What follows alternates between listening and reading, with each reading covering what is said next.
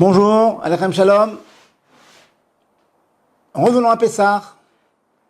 Nous avons une immense mitzvah de nos sages qui consiste à boire 4 verres. Combien doit-on boire? Quelle qualité de vin doit-on boire?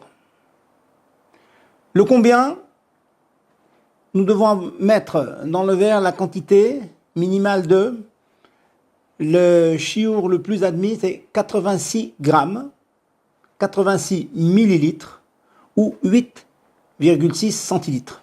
Ils ont un petit verre de thé.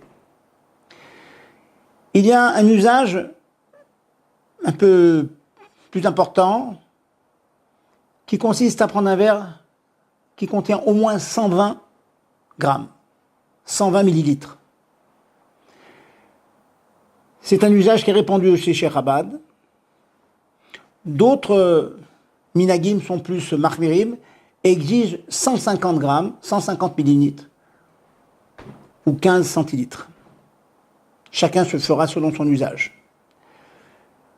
On tâchera de faire en sorte que le verre soit entièrement rempli. Ça marque d'abondance. Et nous avons l'obligation, a priori, de boire tout le verre, accoudé, comme on a déjà dit, tout le verre. Donc, si vous avez du mal à supporter le vin, tâchez de prendre des verres qui ne sont pas trop grands, qui ont juste la quantité ou un peu plus. A posteriori, le minimum, c'est de boire la majorité du verre.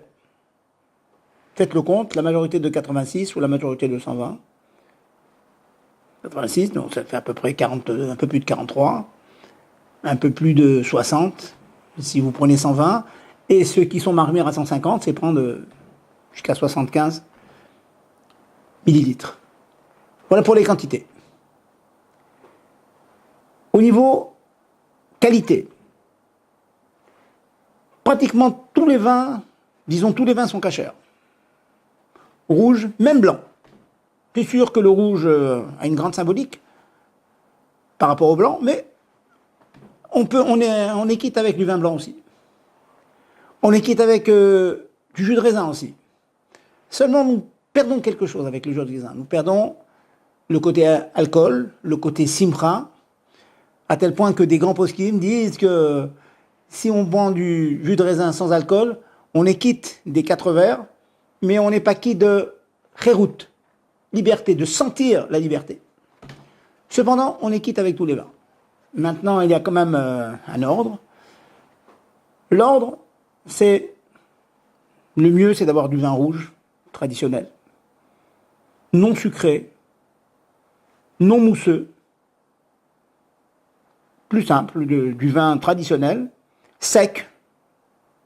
C'est le mieux. Maintenant, si vous avez une préférence particulière pour le sucré, vous pouvez aussi le faire. Mais le verre le mieux, celui qui est le mieux admis et qui est le plus marmire, c'est celui que je viens de citer. De même, non cuit, non mévouchal. Vous me direz que ça pose des problèmes avec des invités, je connais le problème. Il n'en reste pas moins qu'on donnera toujours la préférence à un vin non cuit, quitte à faire attention à ce qu'il ne tombe pas dans toutes les mains. Mais il est préférable de prendre du vin non cuit. Donc non mévouchal, rouge, pas sucré, c'est le mieux. Sinon, Bedi Avad, vous pouvez prendre tous les vins. On me demande souvent la question, peut-on mélanger? Oui, aussi on peut mélanger. Tout est possible, mais celui qui apprécie le bon vin, il saura choisir son bon vin. Donc la quantité, vous les connaissez, les qualités, vous les connaissez. Ne pas oublier, comme j'ai pu le dire, de vous accouder. En cas d'oubli, regardez ma précédente intervention. Et je rappelle que vous devez bien sûr manger la matzah, avec la quantité de matzah, accoudé. Et si vous oubliez de vous accouder lors de la consommation de la matzah, il faudra recommencer à prendre un cadet de matzah. Donc tâchez de ne pas oublier, c'est parfois pas facile. Bon appétit, bonne fête de Pessah.